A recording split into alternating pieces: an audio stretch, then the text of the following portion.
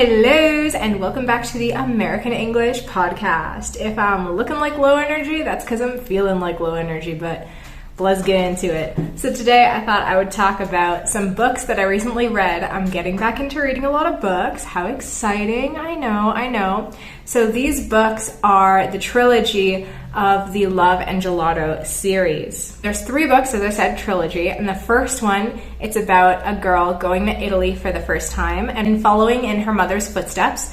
The second book is about that girl's best friend going to Ireland for the first time for her aunt's wedding and taking a road trip sort of detour with her brother.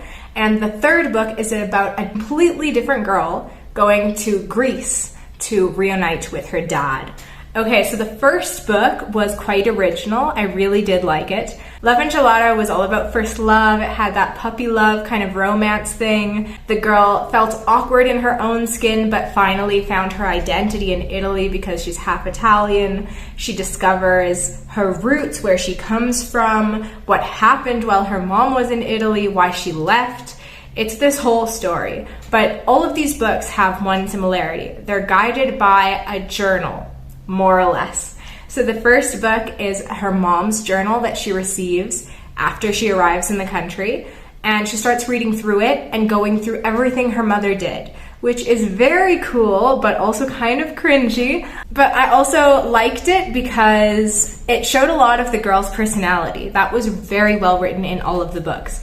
The main character's personality. So the main character is very sarcastic. The second book, the girl has even more attitude, but is more of a tomboy kind of person. Very strong female leads. And in the third book, the character comes off as less sure of herself, not really sure about what happened in her childhood. She blocks a lot of stuff out, and later when she gets to Greece, it kind of starts unraveling near the end. My favorite out of all these books by far was the first one, Love and Gelato. But the last one, also, it was going good until it didn't. Like, it seemed like the author for the last 2 books kind of cut it off rapidly. Like, there was so much of the middle, and then the end was just boom. Like, she had to end in a couple of pages, which is probably what happened, but I feel like you could have accommodated for that by making the middle shorter and elongating the end, but that's just not what happened. For the second book, my complaint is that they're on the road like the whole time, which is cute if you like that kind of story, but it was very repetitive. The same kind of issues kept coming up with her brother. The car kept breaking down. Like, it was very predictable about what was going to happen. They drive, they stop somewhere pretty, they have an argument, something bad happens on the way, and it just kept going like that. And at the end, it was very abrupt. And with the third book, it was kind of cute how we got to see everything unravel in the beginning, and it was all roses and flowers, and it was a little bit strange, the whole idea of her going on this trip, like why? But then at the end, it just made me really angry because that's not usually how things go. Like, the explanation for why her dad was not in the picture in the beginning was so perfectly written out. It's like, this doesn't happen in real life.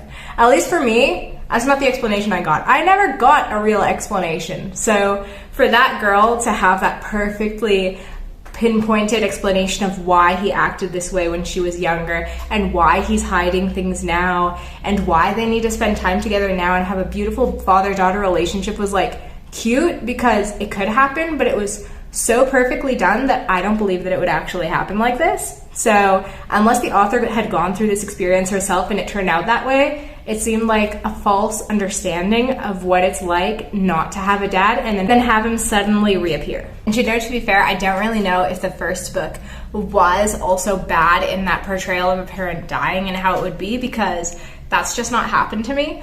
So it might also be bad in that if someone had experienced it before, then their connection to that story, it might also be too perfectly written out. Like, these are scenarios that are very difficult to write unless you'd first-handedly gone through that experience or been close to someone who has, to be able to really understand how to write it. So that kind of bothered me about these stories. Let's not forget that the second book also dealt with a harder topic. It wasn't about parents this time. It was more about adolescence and how a really bad experience in high school can impact you and your friendships and how people see you. So that had not specifically happened to me before either, but I can imagine how that type of situation would go because it had happened to people who are around me, like my classmates. And yeah, that one was done quite well. In my opinion, at least. I guess I can say that I really like the first, although I don't know how well it was actually done from personal experience. The second was quite lengthy, repetitive, and at the end it came to a good conclusion, but it was very rapid. It was too quickly done, and the middle left us thinking, what is it, for so long that it was just annoying. And the third, for the most part, it was quite good, but then at the end when I figured out what the story was actually about, I was just very angry, and it was not my thing. So I originally thought I would have bought all 3 of the books in the series to have them like looking cute together and such, but in the end I ended up deleting all the digital versions off of my Google Play, and now I just have the first one. And also to compare the first book to the Netflix series version, I have a video about that review. It's not the same at all. The character's personality completely got mulled over, like it's horrible. And I don't like the way it was done at all. But at least with the Netflix series, you get the visuals of what actually happened, though the story does get twisted quite a bit. So in that case, I do prefer the book. Have you read this series of Love and Gelato? Are you going to read it? It's kind of like a rom-com type of story, like a young adult fictional romance. So yeah, I encourage you to read them to see what you think, because they all deal with hard topics. And just, what is your opinion on how it was written? Like, did you like it? Did you have issues with it as I did? Let me know in the comments below, and also make sure to share this for any book lovers you know out there that love romance books. But thanks so much for listening to this podcast, and I shall see you in the next one. Bye, guys.